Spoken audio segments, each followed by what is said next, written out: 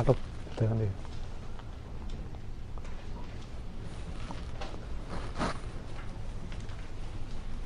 Gracias, John.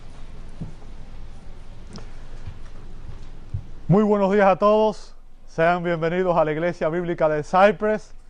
Es un gozo tremendo el estar nuevamente congregados en este lugar. Queremos además dar la bienvenida, decirle que nos gozamos en el Señor de que usted haya escogido estar esta mañana en este lugar, ¿verdad?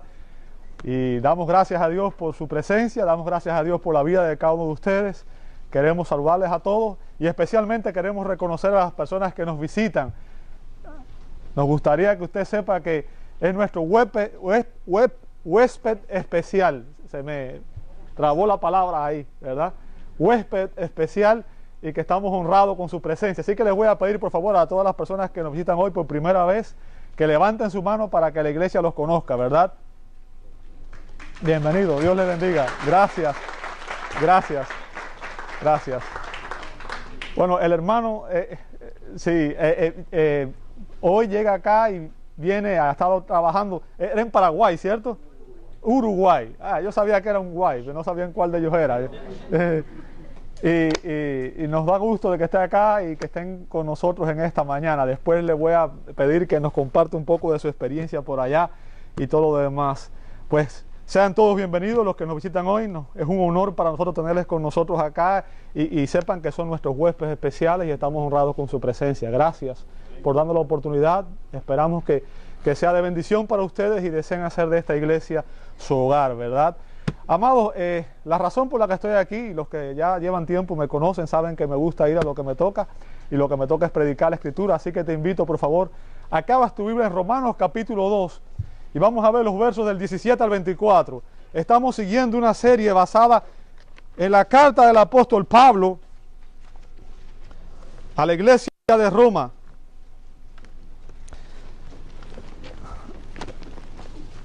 La carta del apóstol Pablo a la iglesia de Roma.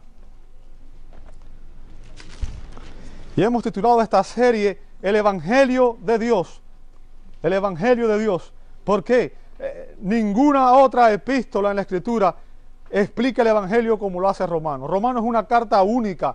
Su propósito es explicar el Evangelio de Dios de una manera clara. En Romanos, Pablo nos presenta las doctrinas fundamentales del cristianismo, lo que un cristiano necesita creer para poder vivir la vida cristiana.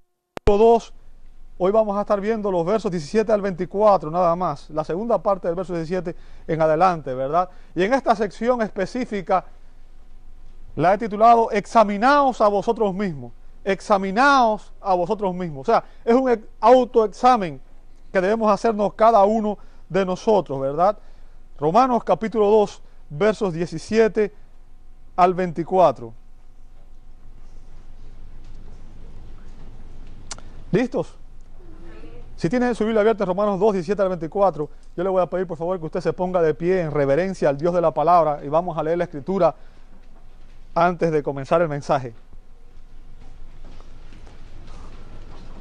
Dice así la Escritura: He aquí tú tienes el sobrenombre de judío, y te apoyas en la ley, y te glorías en Dios, y conoces su voluntad, e instruido por la ley apruebas lo mejor, y confías en que eres guía de los ciegos, luz de los que están en tinieblas, instructor de indoctos, maestro de niños, que tienes en la ley la forma de la ciencia y de la verdad.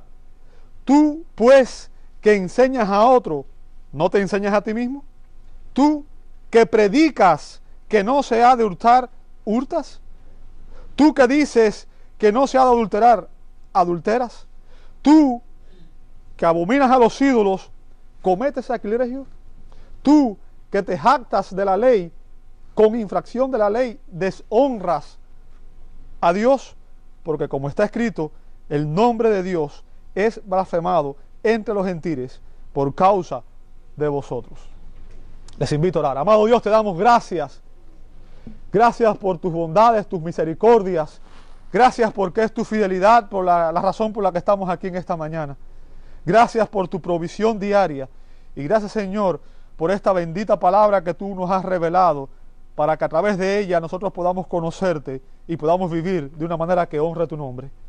En esta mañana pedimos que tú abras nuestros ojos espirituales y que tú nos prepares para que al recibir tu palabra, Señor, lo hagamos con una mente receptiva y un corazón dispuesto a aprender, Señor, y dispuesto a obedecer los mandamientos de tu ley. Pedimos que, Señor, tu presencia, tu espíritu sea real en medio nuestro y que seas tú el que prepare nuestras mentes y nuestros corazones.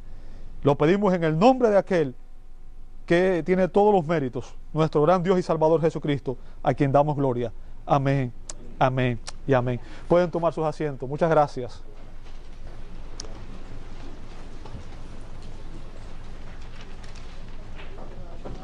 Amado, la Escritura nos enseña que una persona puede ser muy religiosa y no ser redimida. ¿Me escuchó? Una persona puede ser muy religiosa y no ser redimida, no ser un cristiano verdadero.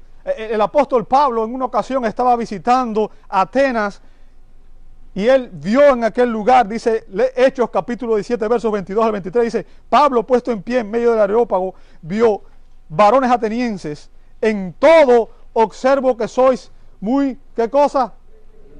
O sea, estas personas eran muy religiosas. ¿Qué significa? Ellos creían en Dios. Creían en Dios. O no en Dios. Fíjense lo que dice después. Porque pasando y mirando vuestros santuarios. O sea, había múltiples santuarios, ¿verdad?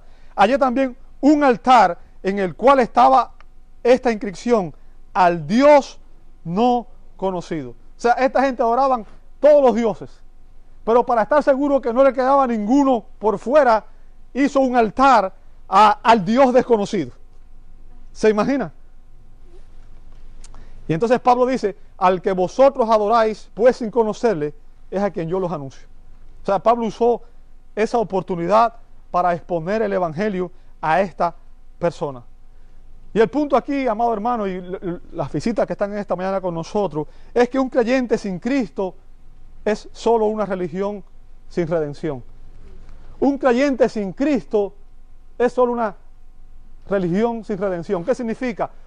Un creyente sin Cristo no es nadie, porque la salvación es solamente a través de Cristo.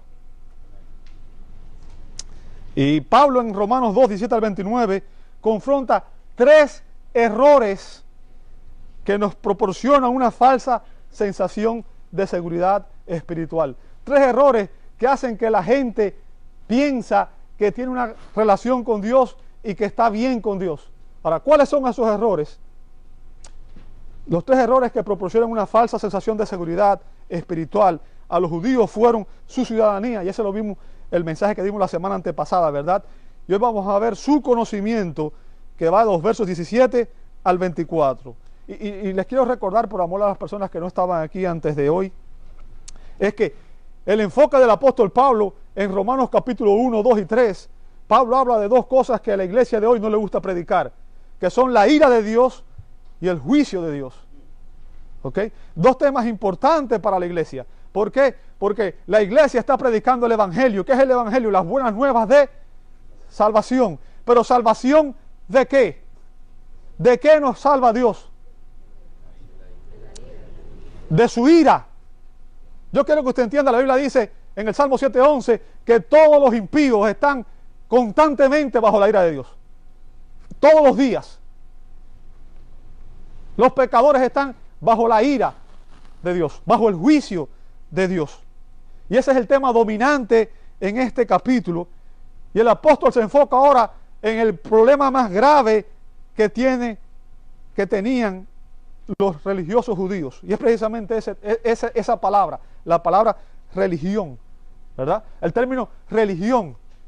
Yo soy religioso. Cuando la gente me pregunta, ¿eres religioso? Mi respuesta habitual es no. Usted dirá, ¿por qué? ¿Usted no es cristiano? Sí. Pero es que el término religión se usa de una manera que muchas veces no concuerda con lo que es el cristianismo, ¿verdad? El doctor Donald Grey Van House definió la religión de esta manera. Dice, están aquellos que están apegados a la forma, la ceremonia, la liturgia, los preceptos y prácticas religiosas y todas las actitudes que acompañan a tal apego y que aún son ajenas a la gracia de Dios. Tienen un ritual sin redención, obras sin adoración, una forma de servicio sin el temor de Dios en su sentido propio, y así quedan bajo la condena de Dios. Personas que por fuera aparentan ser cristianos, que viven un estilo de vida religioso, pero que por dentro no han cambiado. Jesús dijo a los escribas y los fariseos, y yo quiero que usted entienda, los escribas y los fariseos eran los religiosos más acérrimos de su época. Era entre los religiosos, los más religiosos. Si había una gente que podía ganar el cielo por sus obras, fueron los escribas y los fariseos. Pero Jesús les dice en Mateo 23, 28, así también vosotros por fuera a la verdad os mostráis qué cosa. ¿Sabe? Y la palabra justo es importante, porque un justo es una persona que ha sido perdonada por Dios. Romanos 5.1 dice, justificados pues por la fe en Cristo, tenemos paz con Dios. ¿Qué significa? Cuando una persona pone su confianza en Cristo, esa persona es perdonada por Dios y ya no está bajo la ira de Dios, bajo el juicio de Dios. ¿Comprende eso? A menos que una persona esté en Cristo, está bajo la ira de Dios. No importa si es religiosa, no importa cuántos altares tenga, no importa cuántos santos tenga, no importa cuántas velas prenda. Así también vosotros por fuera a la verdad os mostráis justos a los hombres. ¿Qué significa? Estas personas, usted los miraba y decía, wow, esa persona realmente es un creyente genuino. ¿Por qué? Porque su comportamiento externo parecía. Pero ¿qué le dice después? Pero por dentro estáis, ¿qué cosa? Todo es apariencia, todo es por fuera. No hay cambio en sus corazones. Religión sin redención, apariencia sin adoración, obra sin obediencia, un creyente sin Cristo. Y yo quiero que te entienda que la Biblia precisamente de eso es lo que condena. Y de eso es lo que estamos hablando esta mañana. Estamos hablando del problema más grande que tiene el hombre, y el problema más grande que tiene el hombre es la religión. Porque la religión hace que las personas crean que están en paz con Dios, cuando en realidad están bajo su ira, bajo su condenación. Y yo quiero que usted medite muy bien lo que estamos viendo en esta mañana, lo que vamos a ver en esta mañana, porque esta enseñanza no solo tiene que ver, quizás uno ve este pasaje y diga, esto es precisamente para los religiosos judíos, pero no tiene nada que ver con nosotros, ¿verdad? Es la primera idea que viene a nuestras mentes. Yo quiero que te entienda, esta enseñanza se aplica a cualquier persona religiosa. Cualquier persona religiosa. ¿Ok? Y puede haber protestantes religiosos, personas que están en iglesias evangélicas que son religiosas, y en cualquier otro tipo de iglesias. ¿Ok? Ahora, ¿cuál era el error de estas personas? ¿Cuál era el error de estos religiosos? Y el segundo error que el apóstol está hablando aquí y que proporciona una falsa seguridad de salvación, una falsa seguridad espiritual, es el conocimiento de la ley de Dios. El conocimiento de la ley de Dios. ¿El conocimiento de qué cosa? De la Escritura. El conocimiento de la Escritura. Yo quiero que te entienda, cuando se habla aquí de la ley de Dios, en este pasaje se está hablando específicamente del Antiguo Testamento, ¿cierto? Porque recuerde, cuando Pablo estaba predicando, el Nuevo Testamento no había sido escrito. De hecho, Pablo es el autor de varias de las cartas del Nuevo Testamento, ¿verdad? El apóstol Pablo confronta en este pasaje a personas religiosas y los acusa de estar bajo la ira de Dios, utilizando en primer lugar su conocimiento, en segundo lugar su confianza, su comportamiento y su culpa. Y vamos a ver ahora despacio todo esto, ¿verdad? Empieza con los versos 17 y 18, dice, y te apoyas en la ley, y te glorías en Dios, y conoces, ¿qué cosa? e instruido por la ley, apruebas lo mejor. Ahora, cuando usted lee estas palabras, ¿qué parecen ser? Cuando usted lee estas palabras, parecen ser un reconocimiento, ¿sí o no? Parece estar reconociendo todas estas cosas buenas, ¿verdad? Pero en realidad, estas palabras son un reproche, son una recriminación, son un reclamo a estas personas. Pablo les está reclamando algo aquí. ¿Cuál es el reproche que Pablo les está haciendo a estas personas? Cuando les dice, y te apoyas en la ley. ¿Cuál es el reproche de Pablo ahí? ¿Es que no debemos apoyarnos en la ley de Dios? ¿Es que la ley de Dios es mala? ¿Sabe? La Escritura dice que la ley de Dios es santa, justa y buena. La ley de Dios no es más que un reflejo de su carácter moral. La ley de Dios es cómo es Dios. Por tanto, cuando miramos la ley nos damos cuenta que Dios es santo, que Dios es justo, que Dios es amor, que Dios es perfecto y que no hay mancha en Él. Ahora, ¿cuál es el problema entonces aquí? El doctor John MacArthur en su comentario afirma que algunos de los rabinos comenzaron a enseñar que el mero aprendizaje de los hechos de la ley eran suficientes para agradar a Dios. O sea, que usted aprenda la Escritura es suficiente. ¿Ok? Y debilitando todavía más el propósito de la ley, algunos enseñaban que la mera posesión de ella en la forma de rollos escritos era suficiente para tal efecto. Es como decir, ¿sabes qué? Yo tengo una Biblia en mi casa y eso me protege. Hay gente que tiene la Biblia como un amuleto. Nunca la lee. Usted va a la casa, yo tengo la Biblia, pero usted la ve allí y está llena de polvo. Entonces, es lo que estaban haciendo ellos.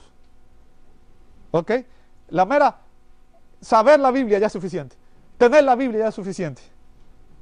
Y todavía otros enseñaban que los judíos estaban a salvo del juicio de Dios por el simple hecho de que como pueblo había especialmente para ser los depositarios y guardianes de la ley de Dios.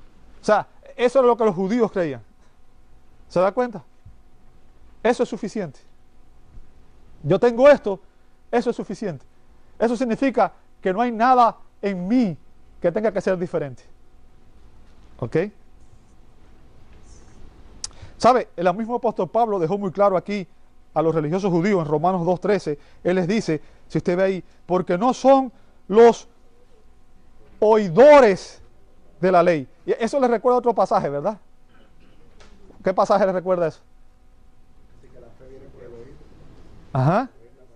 Ajá. Y también Santiago cuando dice, ¿sabes qué? No seas solamente oidor de la Escritura. ¿Verdad? Fíjense, porque no son los oidores de la ley los justos ante Dios, sino los hacedores de la ley serán justificados. Ahora hay que explicar eso. ¿Por qué? Porque si usted lee eso así, recuerden que dijimos un principio de interpretación o de hermenéutica, es que la Biblia no se contradice a sí misma. La Biblia nunca dice nada que contradiga un pasaje dentro de otro.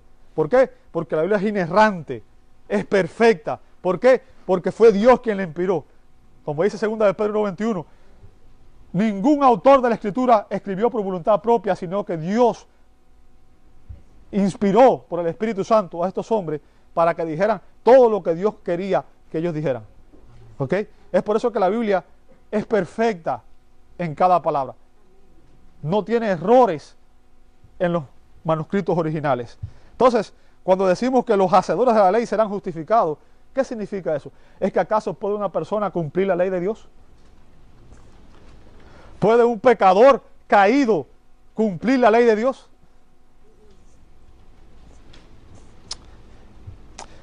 Obviamente, no es a eso lo que se refiere, porque el mismo apóstol Pablo dice en Romanos 3:20, ya que por las obras de la ley, ningún ser humano será, ¿qué cosa? ¿Qué significa? Ningún ser humano, ni tú, ni yo, ni ningún pecador puede cumplir la ley a la perfección. Si pudiéramos cumplirla, la ley nos daría vida, y Cristo no había tenido que venir a morir en la cruz de Calvario. El único hombre y digo hombre porque la cumplió como hombre a pesar de que era hombre y Dios, que cumplió la ley a la perfección, ¿quién fue? Jesucristo hombre. Él la cumplió precisamente para que ahora en Cristo, cuando usted pone su fe, la justicia perfecta de Cristo le es acreditada al pecador. Su vida perfecta te es acreditada a ti, porque Dios no puede aceptar a nadie en su presencia que no sea santo y perfecto. Sé santo como yo soy santo, dice la Escritura. Sean perfectos porque yo soy perfecto. Ahora, eso excluye ¿a quién? A todos nosotros del reino de Dios. Y fue por eso que Cristo vino a morir, para ocupar nuestro lugar y para que a través de Él, usted y yo pudiéramos tener comunión con Él. Y eso es lo que está diciendo el apóstol aquí, dice, ya que por las obras de la ley ningún ser humano será justificado delante de Él, porque por medio de la ley es que cosa. ¿Cuál es el propósito de la ley? ¿Cuál es el propósito de la ley? ¿Sabe? La Biblia, ¿qué es lo primero que usted hace por la mañana cuando se levanta? Ir a asearse. Bueno, me imagino, ¿no? Uno va a asearse, ¿verdad? A arreglarse. Y uno se mira en un espejo y uno amanece usualmente con los pelos todo parados y ¿verdad? Nadie viene aquí como se levantó. Bueno, nadie quiere verlo tampoco de esa manera, ¿verdad? ¿Cierto? Uno se mira en el espejo, ¿para qué? Para arreglarse y presentarse, para que cuando se presente delante de las demás personas, no asuste. Por lo menos yo, que soy tan feo, ¿verdad? Ahora, el propósito de la ley era servirnos como un espejo. Y que usted y yo nos miráramos en ella y empezáramos a ver la perfección de Dios. Y empezáramos a ver los pecadores que somos. Y empezáramos a ver nuestros corazones. Y nos diéramos cuenta que nuestros corazones están manchados por el pecado. Corruptos por el pecado. Y que no hay nada bueno en nuestros corazones. Y que esa ley me demuestra que yo no merezco el cielo, que no merezco tener comunión con Dios. Al contrario, merezco su castigo, merezco su juicio, merezco su condenación. Ese es el propósito de la ley.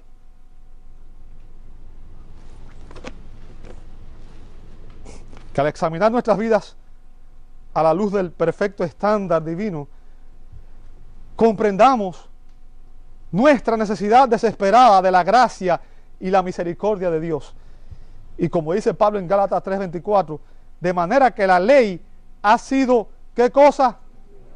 ¿Sabe lo que es un ayo, verdad? Es un instructor, es un maestro, era un esclavo que se dedicaba a enseñar a los esclavos. ¿Ok? La ley es nuestro maestro. ¿Para qué? Para llevarnos ¿a quién? Ese es el propósito de la ley. La ley nos demuestra, tú no vas a llegar al cielo por tus propios méritos. Tú no puedes llegar al cielo por tus propios méritos. Nunca lo vas a lograr. Es como que alguien le pidiera, ¿sabes qué? Tienes que saltar y tienes que dar un brinco de aquí que llegues a Katy. Por muy lejos que tú brinques, estoy seguro que ninguno de nosotros podía hacer ese brinco, ¿cierto? La ley nos demuestra lo mismo. No importa cuánto nos esforcemos nosotros en nuestra justicia propia por tratar de agradar a Dios, por muy bueno que tratemos de ser, por mucho esfuerzo que hagamos, nunca vamos a ser perfectos. ¿Entiende eso? Y la única manera de agradar a Dios es venir en sus términos.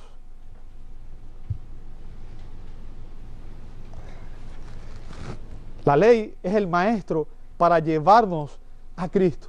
¿Por qué? Porque en Cristo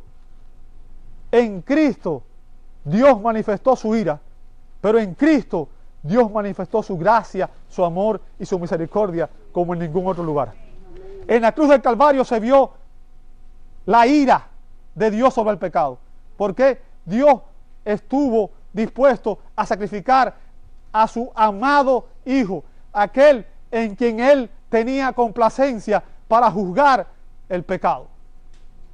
No crea que Dios toma a la ligera el pecado. Él entregó a su amado Hijo Póngase a pensar, ¿daría usted a su hijo en rescate por otra persona? Dios dio a lo que más amaba, a su Hijo eterno, en la cruz del Calvario, para que allí su ira justa, santa, contra el pecado, fuera satisfecha. Y allí también se manifestó el amor y la misericordia de Dios, porque es en Cristo que Dios da salvación a los pecadores. El propósito de la ley era demostrarnos nuestra necesidad desesperada de la gracia y la misericordia de Dios y llevarnos a Cristo a fin de que fuésemos justificados. ¿Por qué? Por la fe. La salvación es solo por gracia. ¿Qué significa? Es un don de Dios. Dios te la da. Tú no la mereces. Tú no la ganas. Tú no aportas nada. Cristo lo hizo todo en la cruz del Calvario. Él dijo, consumado es. Si alguien piensa que puede aportar algo a la salvación, está añadiendo obras y por tanto está bajo la ira de Dios. Solo por gracia, solo por fe. ¿Qué significa? Usted la recibe cuando pone su fe en Cristo. Y la fe es el instrumento por el cual recibimos esa gracia, ese favor, ese regalo de Dios. Y solo por Cristo. Fuera de Cristo no hay salvación. No importa cuán religiosos seamos, fuera de Cristo no hay salvación. Y el punto del apóstol Pablo aquí es que el hecho de poseer y conocer la ley no es suficiente, no fue suficiente para salvar a los judíos, ¿verdad? Tampoco resulta suficiente que usted y yo poseamos y conozcamos la Biblia si no la obedecemos. ¿Me escuchó? Santiago 1:22 dice que debemos ser hacedores de la palabra y no tan solamente oidores, engañándonos a nosotros. Ese texto no está en sus notas. Hay textos que pongo y textos que vienen después a la mente. ¿Ok? Debemos ser hacedores de la palabra y no tan solamente oidores, engañándonos a nosotros mismos. Una persona puede pasarse a la iglesia, pasarse 20 años sentado en una iglesia oyendo el mensaje y ser un religioso, no obedecer la palabra y por tanto su vida espiritual por fuera aparenta una cosa, pero por dentro no tiene comunión con Dios. Y si no hay comunión con Dios, no es cristiano.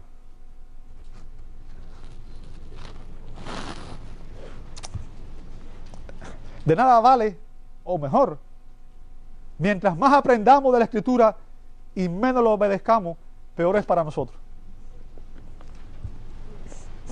Fíjense lo que dice Pablo después.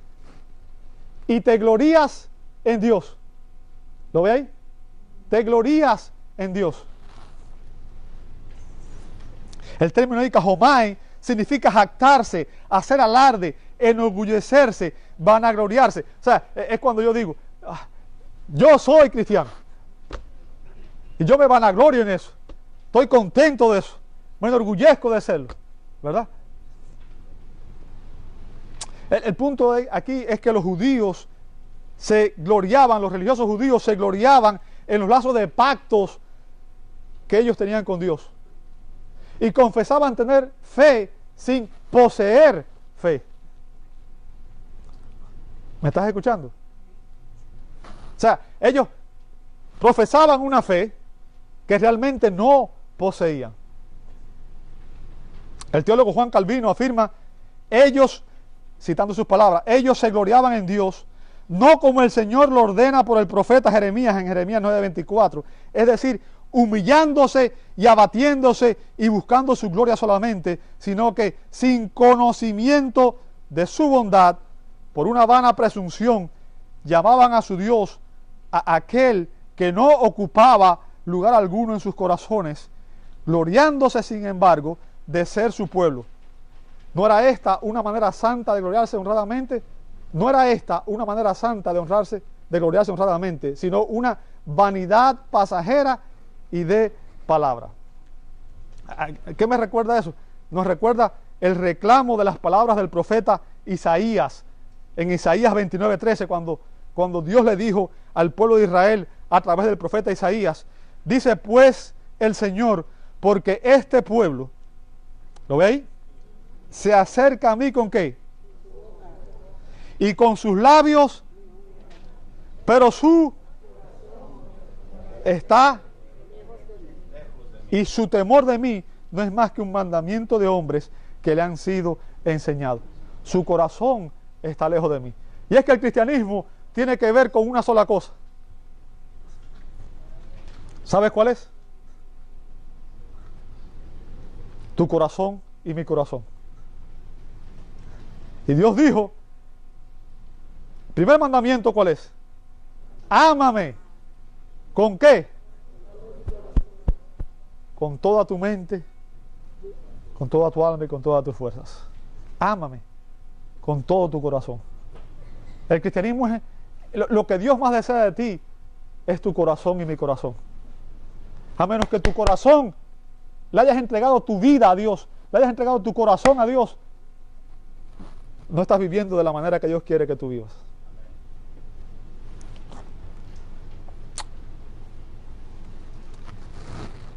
Dios dijo, su corazón está lejos de mí, y su temor de mí no es más que mandamiento de hombre. O sea, no vale de nada.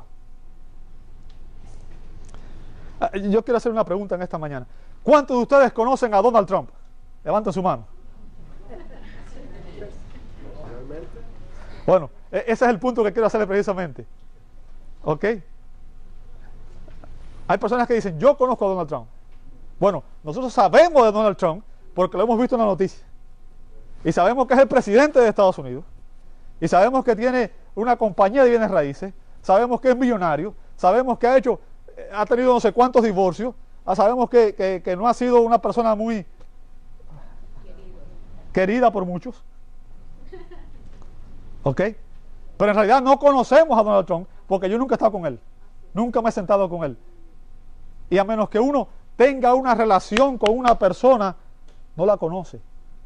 No es lo mismo saber de alguien que conocer a alguien. ¿Cuál es el punto que quiero hacerte en esta mañana, amado hermano? No es lo mismo saber de Dios que conocer a Dios. ¿Ok? No es lo mismo tener información sobre una persona que conocerla personalmente. Y como dijo Dios a través del profeta Jeremías 9:24, más el que se gloríe. Fíjense, estamos hablando de que los judíos se gloriaban en Dios, ¿recuerda?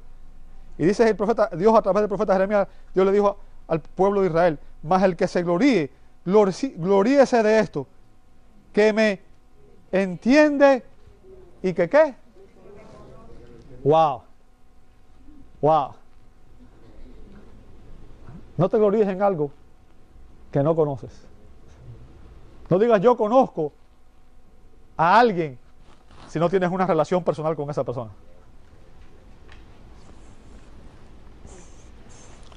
¿Comprende lo que estoy diciendo? Uno puede tener ideas de Dios, sin embargo no conocer a Dios. ¿Sabes cómo Jesús definió la vida eterna? Juan 17:3. Y esta es la vida eterna, que te conozcan. Ese tampoco está ahí, yo creo. Juan 17:3. Juan 17 es la oración sacerdotal de Jesús. ¿Sabe? Mucha gente llama el Padre Nuestro la oración de Jesús, pero la verdadera oración de Jesús fue Juan 17. Porque en el Padre Nuestro lo que Jesús estaba haciendo era enseñando a orar a sus discípulos. Pero Juan 17 es la oración de Jesús por los discípulos. Es su oración, su intercesión por aquellos discípulos y por nosotros, su iglesia. Y ahí Jesús dice, y esta es la vida eterna. O sea, Jesús resume ahí el significado de la vida eterna. Que te conozcan a ti, fíjense lo que dice después, el único Dios verdadero. Si tú crees en otro Dios, Mahoma, Alá, no sé, estoy diciendo los nombres de las personas que fundaron las religiones, no importa el que sea, no es el Dios verdadero. ¿Comprendes eso? El único Dios verdadero es el Padre de nuestro Señor Jesucristo. Es Dios que se ha revelado en tres personas, Padre, Hijo y Espíritu Santo. El Dios de la Biblia. El Dios de Abraham, Isaac y Jacob. El Dios humanado, Jesús. Dios se hizo carne. Por eso Jesús es Emmanuel. ¿Por qué? Porque Cristo vino a revelarnos al Padre. Y si tú quieres conocer al Padre, mira a Cristo. Tomás le preguntó en una ocasión, le dijo, Señor, muéstranos al Padre y nos basta. Jesús dijo, tanto tiempo que estoy con ustedes y no me... El que me ha visto a mí, ha visto al Padre. Esta es la vida eterna, que te conozcan a ti, el único Dios verdadero, y a Jesucristo, a quien has enviado. A menos que tengas una relación con Dios a través de Jesucristo, no conoces a Dios. Tú puedes saber mucho de Dios, puedes saber incluso lo que te dijo tu abuelita, tu tía, tu papá, tu familia, y mucha gente vive en base a eso, en lo que me enseñó la cultura. Sobre todo nosotros los hispanos, la mayoría de nosotros venimos de países donde la tradición es muy fuerte, sobre todo la tradición católica, y creemos lo que todo el mundo cree. Y hay gente que dice, yo soy esto, y ni siquiera sabe lo que cree. Gente que dice, yo soy católica, pero en su vida ha ido a una iglesia. Ni siquiera sabe lo que es la misa, ni la comunión, ni los... No saben. Pero como eso es lo que ha creído su familia, le han sembrado tanto eso en su cabeza, que la persona ya lo acepta y dice, yo creo en Dios, pero ni siquiera conoce a Dios.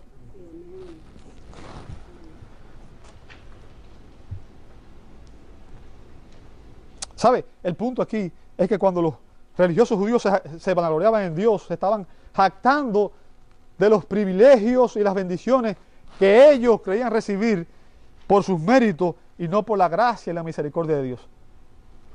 ¿Ok? Ellos estaban simplemente satisfechos por poseer la ley.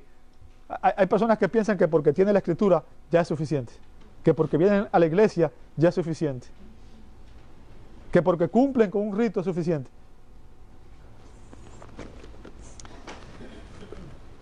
Fíjense lo que dice después.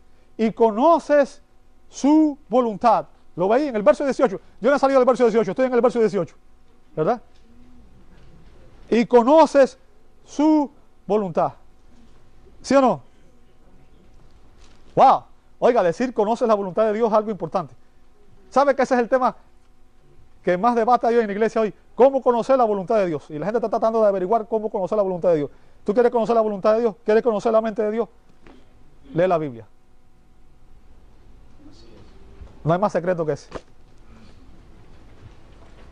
Y conoce su voluntad. O sea, este conocimiento le brindaba una falsa seguridad espiritual. El punto es que ellos conocían la Escritura, pero ¿sabes qué? No la obedecían. No la obedecían. Y este es el gran peligro, amado hermano, que yo quiero que usted entienda que representa la religión. Porque pensamos que por venir a una iglesia, que porque estamos dando dinero, que porque cumplimos con el rito el domingo, ya somos salvos. Pero en lugar de salvarnos, ese conocimiento de la voluntad de Dios se convirtió en un juicio más severo para estas personas. Mientras más tú conoces, más responsable eres. No es lo mismo una persona que hace algo en ignorancia, incluso la ley. Si una persona comete un delito, pero se juzga que fue ignorante, que lo hizo en ignorancia, es menos castigo que al que lo hace con conocimiento de la ley. Es por eso que cuando una persona comete una infracción, y por ejemplo, si es un oficial de la ley, si es un policía, si es un juez, se les culpa con mayor rigor. ¿Sabes por qué? Porque esa persona conocía la ley. Y lo que estoy llamando la atención en esta mañana es que el hecho de que conozcamos la Escritura no significa que estamos exentos de la ira de Dios. Si no obedecemos la Escritura, simplemente estamos actuando religiosamente.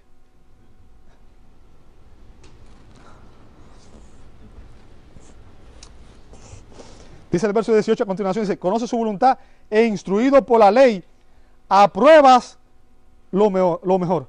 ¿Sabe? El término ahí, instruido, catequeo, ¿ok? Significa enseñar oralmente, informar, instruir. De este término se derivan las palabras en catecismo. ¿Ha oído esas palabras, verdad?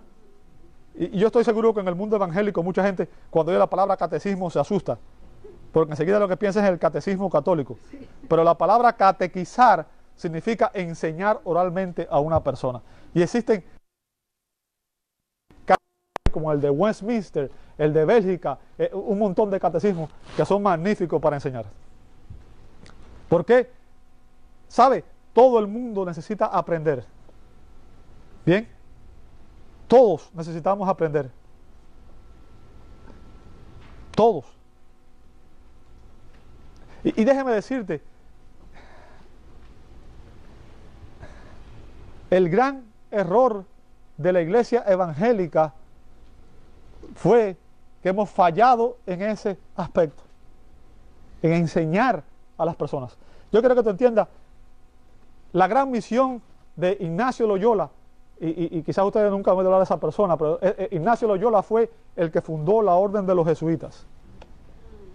Y los jesuitas son una orden especial dentro del sistema católico. De hecho, el papa que está en este momento ha sido el único papa jesuita en la historia de la Iglesia Católica. Y su misión fue detener el avance de la reforma protestante. ¿Sabes cuál fue uno de los instrumentos que él usó? El catecismo y el confesionario. El confesionario obligaba a la gente, el que no se vaya a confesar, sabemos que está en contra del sistema, y lo matamos. Y el catecismo enseñaba a la gente lo que tenía que creer desde chiquito, y cuando una persona ya había crecido, estaba tan adoctrinado que no salía de ahí. ¿Sabe? Yo tengo una tía, y lo digo con amor y con respeto, yo quiero que usted entienda, para que usted entienda que esto es una carga en mi corazón, y que no me estoy burlando, ni estoy juzgando a otras personas. Yo tengo una tía que es, como vamos a decir, lo voy a decir en mi país, en mi lenguaje, es católica de hueso colorado. ¿Qué significa? Ella va a la iglesia. No es católica de los que hay mucha gente que dice, yo soy católico, pero ni siquiera nunca ha hecho una profesión de ir a la iglesia, aunque sea. Mi tía no, mi tía sí va a la iglesia. Y recuerdo una vez que yo voy a conversar con ella, yo estaba nuevo, yo me había convertido. Yo era ateo. Crecí como ateo. En mi país, la mayoría de los jóvenes se les enseña en las escuelas el ateísmo científico, ¿verdad? Y yo creí, en mi familia había de todo un poco. Había un teósofo, unos espiritistas, mi tía era católica, pero no había un cristiano. El punto es que yo fui a hablar con mi tía en una ocasión, y lo que quería era compartir con ella para entender su fe, porque yo todavía no entendía la mía en ese punto. ¿Me explico lo que estoy diciendo? Y me acuerdo que cuando voy a conversar con ella, que voy a hablar de este tema espiritual, lo primero que me dijo fue, no, de ese tema, porque ustedes, los evangélicos, nada más saben atacar a los católicos. Fíjense, ni siquiera ha tratado de evangelizarme a mí. Una gente que había ido a la iglesia toda su vida. Y esa fue su reacción normal hacia mí. Que soy su familia, su sangre. Vea la influencia tan profunda que tiene la tradición en las personas.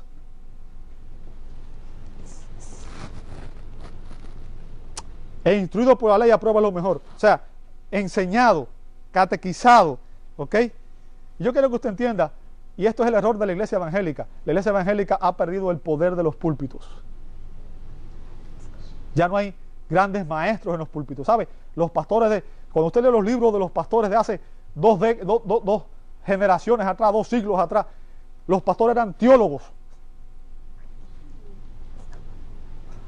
Teólogos. Conocían la Escritura. Conocían a Dios. ¿Sabe? Juan Calvino predicó la Biblia de Génesis a Apocalipsis. Existen comentarios desde Génesis hasta Apocalipsis. Monumental. Predicaba todos los días una exposición de la palabra de Dios. Ya no existe gente como esa. Y el gran error de la iglesia evangélica es que no hemos enseñado, no hemos catequizado a nuestros hijos. ¿Sabe? En la cultura judía, los niños eran instruidos sistemáticamente en la palabra de Dios. ¿Sabe eso? Si usted lee Deuteronomio capítulo 6, vaya un momentico para que usted vea. Deuteronomio capítulo 6, marca su Biblia en Romanos, porque ahí vamos a volver otra vez. Deuteronomio capítulo 6, versos 6 en adelante, dice, Deuteronomio 6, 6, dice, y estas palabras que yo te mando hoy estarán sobre, note la importancia del corazón en la escritura, y las repetirás a quienes, y hablarás de ella estando en tu casa y andando por el camino y al acostarte y cuando te levantes, y las atarás como una señal en tu mano y estarán como frontales en tus ojos, y las escribirás en los postes de tu casa y en tus puertas. ¿Lo ve ahí? O sea, yo no sé ni qué hora es, hermano, no sé si alguien tiene hijos allá y no sé si es la hora, a las 12:15 que recogen los niños allá, si alguien tiene niños allá. Desde pequeño, los niños eran instruidos en el hogar. La pregunta es, ¿cuántos de nosotros estamos instruyendo a nuestros hijos en la fe? Los niños eran instruidos en el hogar y eran instruidos en la sinagoga, ¿verdad? De modo que ellos pudieran, como dice el apóstol Pablo aquí, aprobar. Dokimaxo significa que los judíos conocían la voluntad de Dios y mentalmente aprobaban las cosas que Dios les había enseñado mediante la ley. O sea, ellos sabían la diferencia entre el bien y el mal. ¿Sí?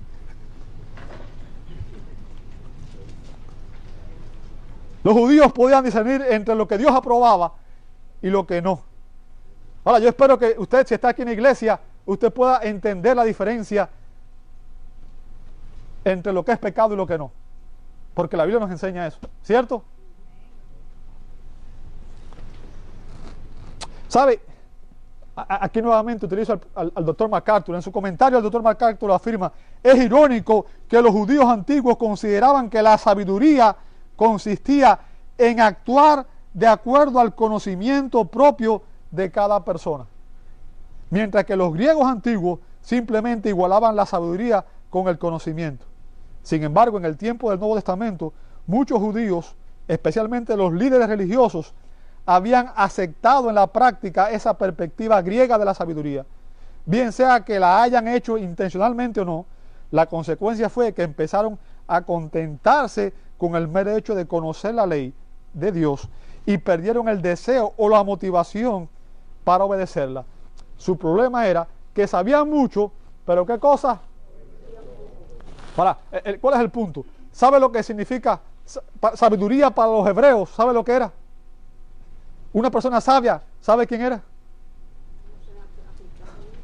Una persona que aplicaba el conocimiento. No solamente que sabía mucho, sino que vivía de acuerdo a lo que creía. Y que aplicaba a su vida, era una persona sabia, aunque no fuera una persona letrada, aunque no fuera un genio. La gente hoy confunde conocimiento con sabiduría. Hay gente que sabe mucho. Es más, déjeme decirle algo. Hay personas que son genios, sin embargo en su vida son un desastre. ¿Sabe eso?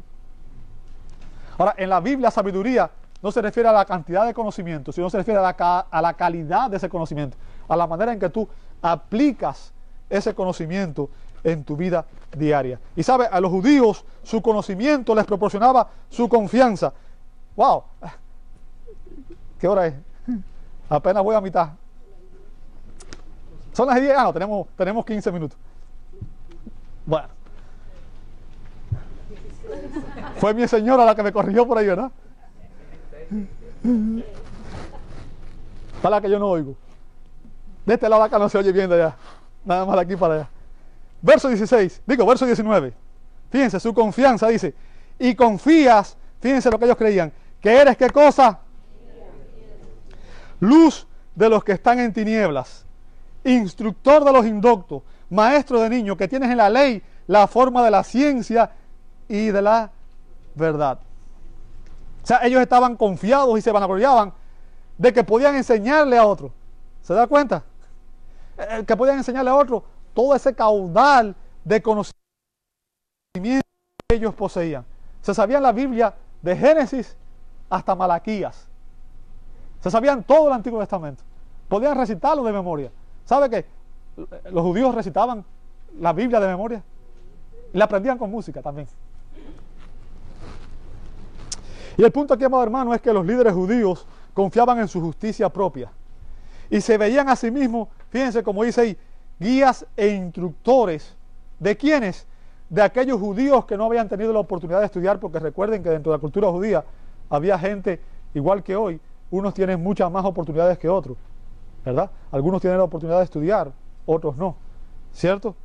Y ellos se veían como guías e instructores de los judíos no letrados, pero especialmente de los paganos gentiles, a quienes consideraban espiritualmente ciegos.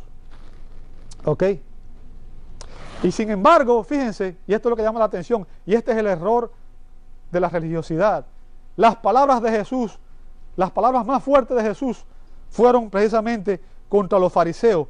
Él lo llamó en Mateo 23, 16 y 24, lo llamó guías ciegos. O sea, les dijo, ustedes son ciegos guiando a otros ciegos. ¿Se da cuenta? ¿Se imagina un ciego guiando a otro ciego?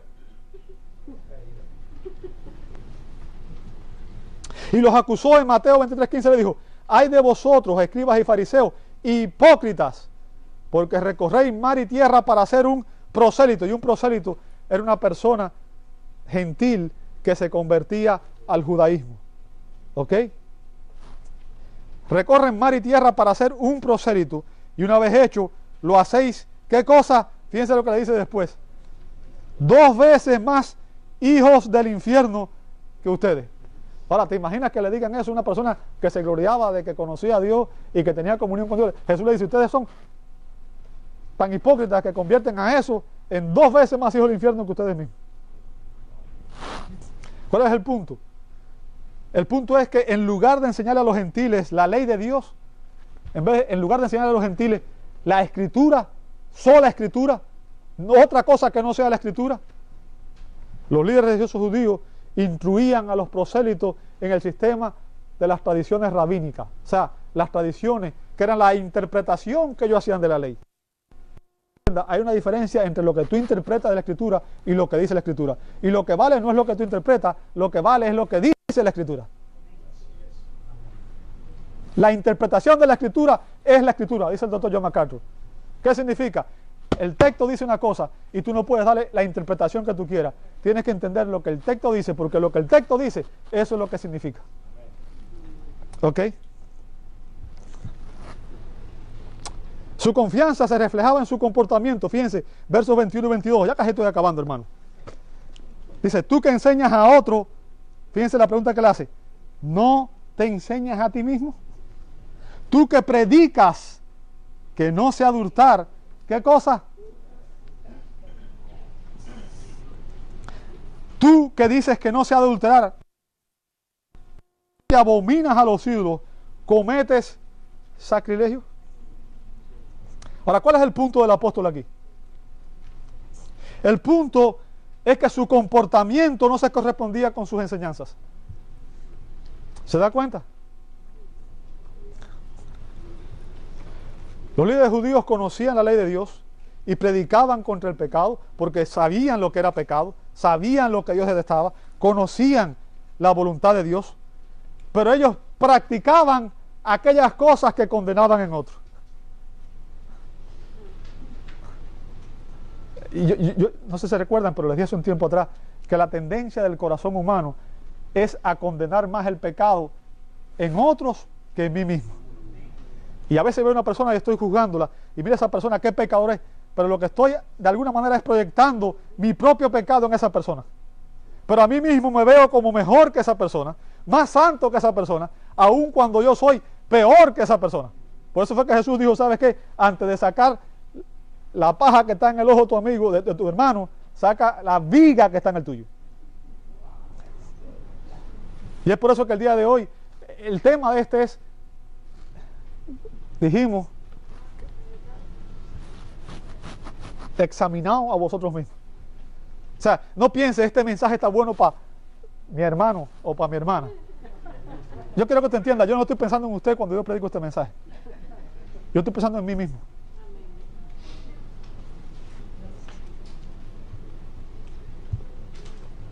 Esta advertencia es para todos los cristianos que predicamos a los demás sobre la ley de Dios. Pero especialmente, no se preocupen hermanos, no se distraigan. Ustedes dejen los niños, que Jesús dijo que de los niños del reino de los cielos. Lo que no estamos todavía seguros somos nosotros hasta que no estemos en Cristo.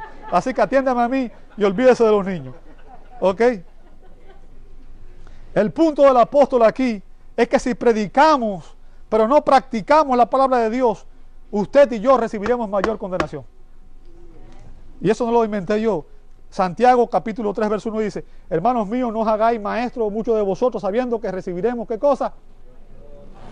El que más sabe, más se le demanda. El que más conoce, más se le exige. Si no sabe, mejor no enseñe.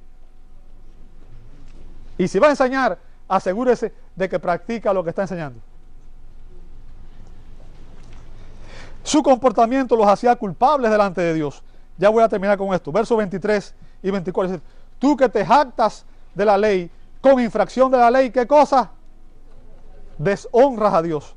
Porque como está escrito, el nombre de Dios es blasfemado entre los gentiles por causa de Dios. Fíjense, los líderes religiosos judíos pretendían ser guías e instructores de los ciegos y les enseñaban y predicaban, pero como no practicaban sus propias enseñanzas, ¿cuál era el resultado? El resultado era que el nombre de Dios estaba siendo blasfemado por los gentiles. ¿Qué significa? La gente, el mundo, no ve a Cristo, no ve a Dios. ¿A quién ve? Te ve a ti y me ve a mí, que somos sus representantes. Y si yo digo yo soy cristiano, pero me comporto como un mundano, ¿sabe? Al final, el nombre que va a ser blasfemado no es el suyo ni es el mío. El nombre que va a ser pisoteado es el de Cristo. Esto no es juego. ¿Sabe? Vivimos en una ciudad muy grande y aquí casi nadie se conoce. De hecho, usted a veces pasa años en un lugar y ni siquiera sabe quién es su vecino. Pero cuando usted vive en una ciudad pequeña, todo el mundo sabe quién es quién, ¿verdad? Y el nombre de una persona era muy importante. ¿Por qué? Porque por el nombre de una persona se sabía cómo era la persona. Fulanito, a ese mejor ni mirarlo, ¿verdad? Porque es un descarado, un sinvergüenza, porque todo el mundo sabía. Ahora, ¿qué es lo que estoy diciendo? Juzgamos por el nombre de una persona, juzgamos las acciones de todas las demás. Lo que estoy tratando de explicarles es que por sus acciones y por las mías, el mundo a quien está juzgando, al final no es a usted ni es a mí. El mundo a quien está juzgando es a Cristo, es el Evangelio, es la iglesia. ¿Comprende lo que estoy diciendo?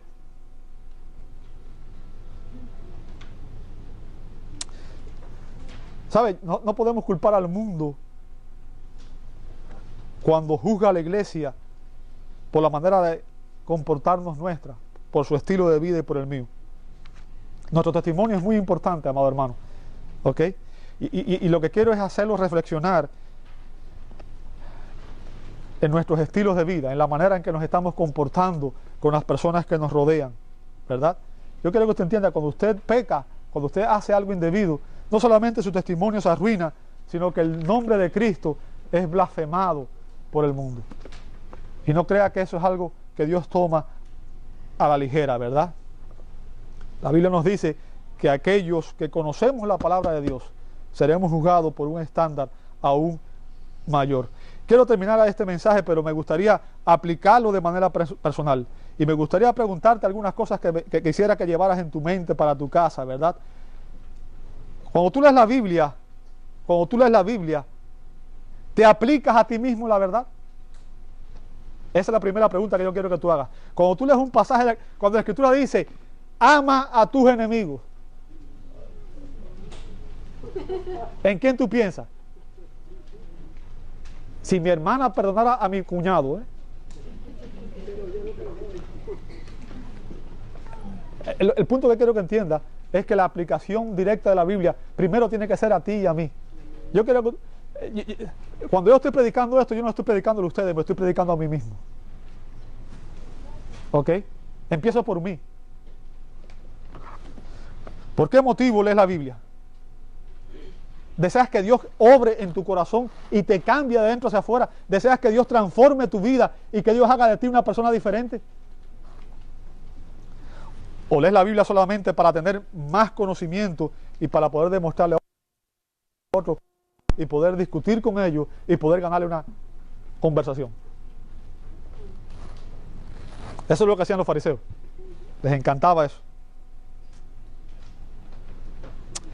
Quiero terminar con las palabras de Jesús en Mateo 7, 24, 27. Dice: cualquiera pues que me oye estas palabras y las que, fíjense lo que dice, le compararé a un hombre prudente que edificó su casa sobre, descendieron lluvia, vinieron ríos y soplaron viento y golpearon contra aquella casa y no cayó porque estaba fundada sobre la roca. Pero cualquiera que me oye estas palabras, ¿y qué cosa? Le compararé a un hombre insensato que edificó su casa sobre la arena y descendió lluvia, vinieron ríos y soplaron viento y dieron con ímpetu contra aquella casa y cayó y fue grande su ruina. ¿Hacer o no hacer? Esa es la cuestión. Obedecer a Dios o no obedecer a Dios. Obedecer su palabra o no obedecerla. Amado, te invito a orar. Gracias, Señor, por tu misericordia, por tu fidelidad. Gracias porque, Señor, tú nos haces un llamado a reflexionar nuestras propias vidas. Y tú nos llamas, Señor, a examinarnos a nosotros mismos. Señor, ayúdanos a examinar las motivaciones de nuestro corazón, a examinar nuestras vidas ante tu palabra. Y permite, Señor, que podamos ser humildes ante ti y reconocer nuestra necesidad de ti.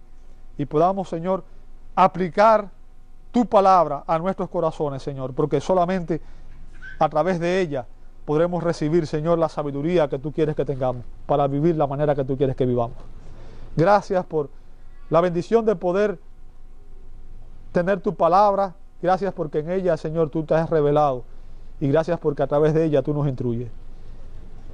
Pido que la apliques a nuestros corazones. En el nombre de Jesús. Amén y amén. Sí, pase.